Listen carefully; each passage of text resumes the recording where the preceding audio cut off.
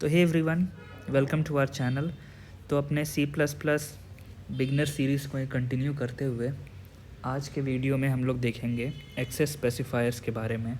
Access specifiers क्या होते हैं सी प्लस प्लस में, कितने टाइप्स होते हैं एक्सेस स्पेसिफायर के, क्या क्या डिफरेंस हैं, क्या क्या यूजेस हैं अलग अलग एक्सेस स्पेसिफायर के, और एग्ज़ाम्पल भी देख लेंगे एक्सेस स्पेसिफायर का। हालांकि अभी तक हम लोगों ने सारे एक्सेस स्पेसिफायर देख लिए हैं और एग्ज़ाम्पल्स भी देख लिए हैं, पर अलग अलग वीडियोस में देखा है। तो मैं आज सारे एक्सेस स्पेसिफायर को एक बार कंपाइल कर दूंगा और आपको बता दूंगा कि किधर किधर यूज़ कर सकते हैं। ठीक है, तो चलिए स्टार्ट करते हैं।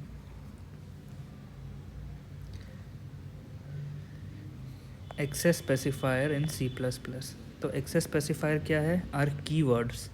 कीवर्ड्स जैसे आपको पता होगा, कीवर्ड्स किसको बोलते थे? कीवर्ड्स बोलते थे रिजर्व्ड वर्ड्स को। एक सेकेंड, रिजर्व्ड वर्ड्स को बोलते थे। That determine the accessibility of class members. तो यही डिटरमाइन करते हैं कि क्लास के जो मेंबर्स हैं, मेंबर्स क्या होते हैं? मेंबर फंक्शन और डेटा मेंबर या मेंबर वेरिएबल्स, उसको उनका एक्सेसिबिलिटी क्या होगा, उनको कहाँ कहाँ से कौन कौन एक्सेस कर पाएगा। ठीक है, तो ये डिटरमाइन करने में मदद करते हैं ये कीवर्ड्स जो कि हैं एक्सेस स्पेसिफायर। तो 3 टाइप ऑफ एक्सेस स्पेसिफायर होते हैं, पब्लिक, प्रोटेक्टेड और प्राइवेट। तो सबसे पहला आता है public. Public members can be accessed from anywhere within the program using dot operator. Object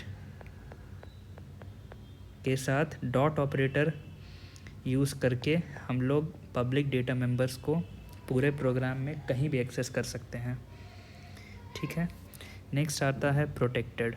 protected members can be accessed from within the class itself, from any derived class और bye friend function.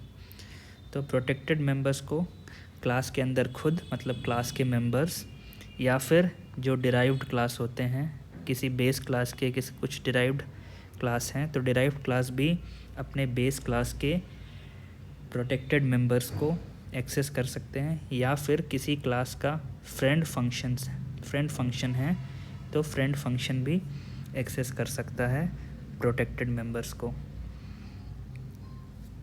ठीक है।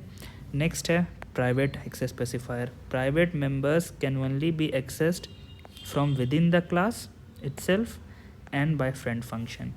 तो private members को class के अंदर खुद सारे data members या मेंबर फंक्शंस एक्सेस कर सकते हैं, और उनको फ्रेंड फंक्शन भी एक्सेस कर सकते हैं।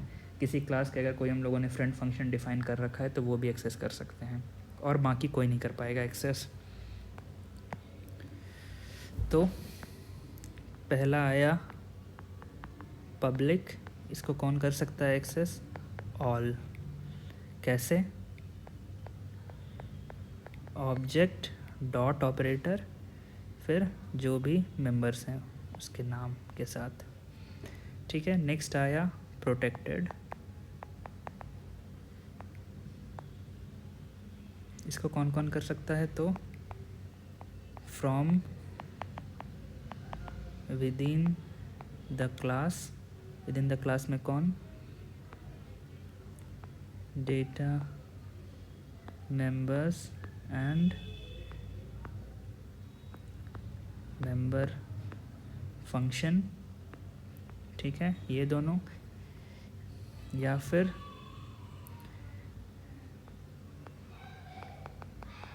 derived class can access the protected members of their base class। और कौन कर सकते हैं? Friend function of class. ठीक है, और नेक्स्ट आया क्या? प्राइवेट। तो प्राइवेट को कौन कौन कर सकता है एक्सेस?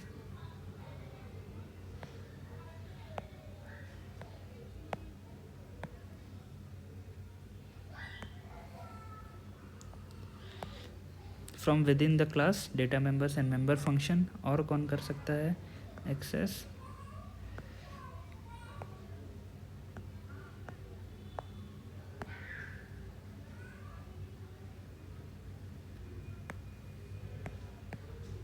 और कौन कर सकता है? Friend function of the class. आपको पता होना चाहिए, या आपको पता होगा भी, कि डिराइव्ड क्लास के प्राइवेट मेंबर्स को एक्सेस नहीं किया जा सकता है, ठीक है, बेस क्लास के प्राइवेट मेंबर्स को डिराइव्ड क्लास एक्सेस नहीं कर सकते हैं, ठीक है। तो ये हो गए तीनों के बारे में। अभी मैंने एग्ज़ाम्पल लिखा है, तो ये वाला एग्ज़ाम्पल मैंने यहाँ पे लिखा है, इसको अच्छे से चल के आईडी में ही देखते हैं। मैंने आपके रेफरेंस के लिए पीडीएफ में लिख दिया है, पर आईडी में चल के देखते हैं ये एग्ज़ाम्पल को, ठीक है। सिंपल सा एग्ज़ाम्पल है, क्योंकि मोस्ट एग्ज़ाम्पल्स हम लोगों ने अलग अलग वीडियोज़ में देख ही लिया है। जैसे पब्लिक तो सारे वीडियोज़ में हम लोग देखते ही आ रहे हैं पब्लिक को, ठीक है, लगभग सारे वीडियोज़ में आपको मिल जाएगा। प्रोटेक्टेड का एग्ज़ाम्पल जैसे मैंने बताया, from within the class, ये तो नॉर्मल है। डिराइव क्लास, तो अगर आप इनहेरिटेंस वाला वीडियो में देखोगे तो उसमें जो भी पब्लिक या प्राइवेट अगर कोई मेंबर है तो उसको आप चेंज कर लो प्रोटेक्टेड में, या फिर कुछ अपने रीडिफ़ाइन कर लो प्रोटेक्टेड वेरिएबल्स और उसके साथ थोड़ा एक्सप्लोर करो। और फ्रेंड फंक्शन वाले वीडियो में भी आप कुछ पब्लिक वेरिएबल की जगह पे प्रोटेक्टेड डाल लो, या कुछ अलग से न्यू प्रोटेक्टेड वेरिएबल्स इंट्रोड्यूस कर लो और उसको एक्सप्लोर कर सकते हो आप, ठीक है। और प्राइवेट तो हम लोगों ने देखा ही है बहुत जगह। तो अभी एक सिंपल एग्जांपल देखते हैं, ठीक है, आईडी में। तो hey everyone, welcome to the IDE. तो यहाँ पे हम लोग एग्जांपल देख लेते हैं एक्सेस स्पेसिफायर का कुछ। तो देखते हैं मैंने क्या लिखा है। हमारे पास स्टार्ट में आईओ स्ट्रीम हेडर फाइल है, फिर मैंने क्लास बनाया है अकाउंट नाम से, फिर हमारे पास प्राइवेट डेटा मेंबर्स हैं कुछ, एक है यूज़र नेम, एक है पासवर्ड, दोनों स्ट्रिंग टाइप का है।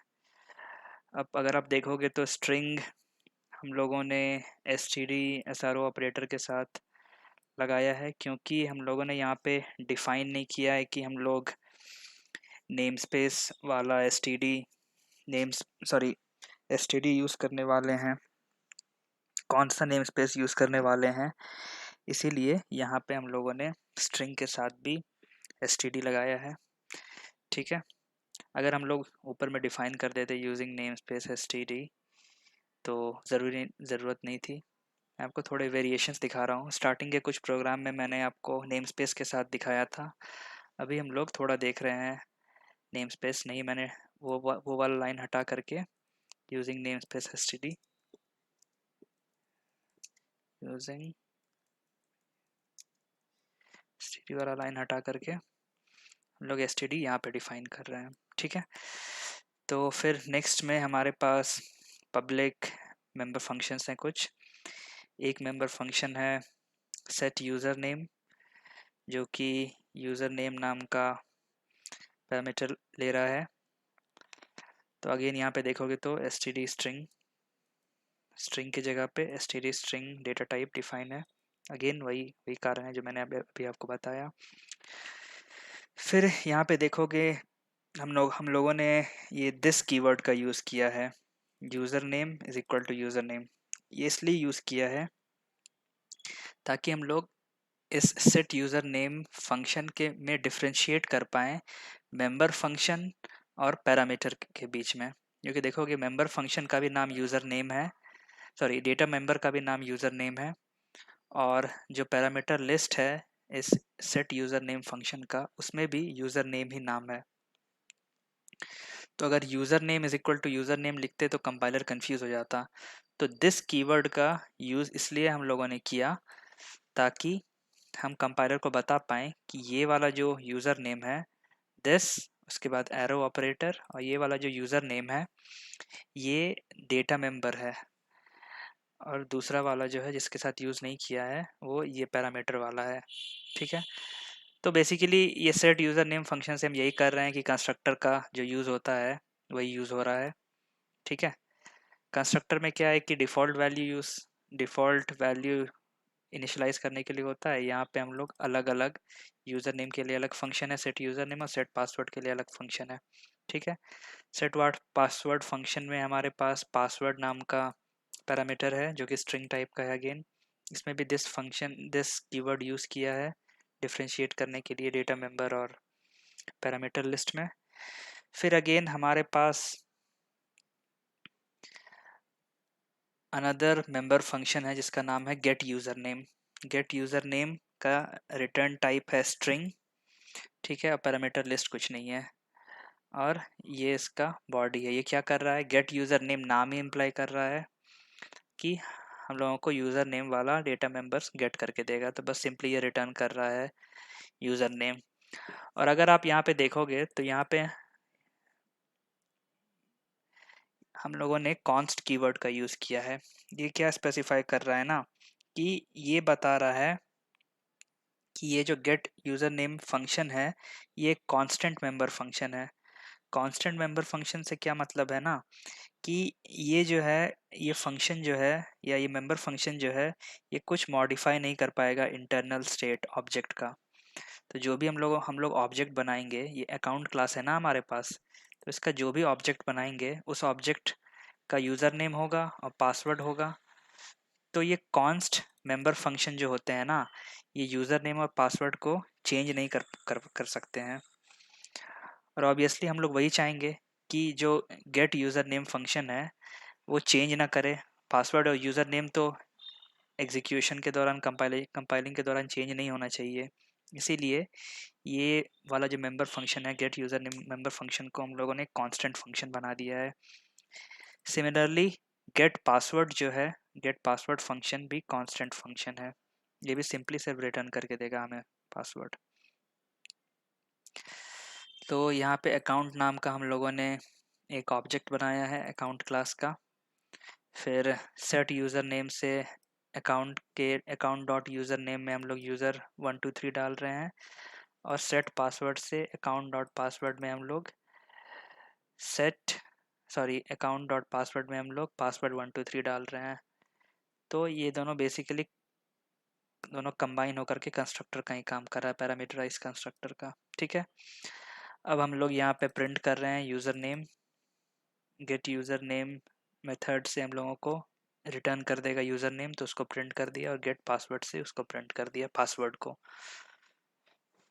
फिर अगेन सी आउट में हम लोग std सी आउट यूज़ कर लिए, और एंडल की जगह पे std एंडल यूज़ कर लिए, क्योंकि अगेन हम लोगों ने using name space std use नहीं किया है।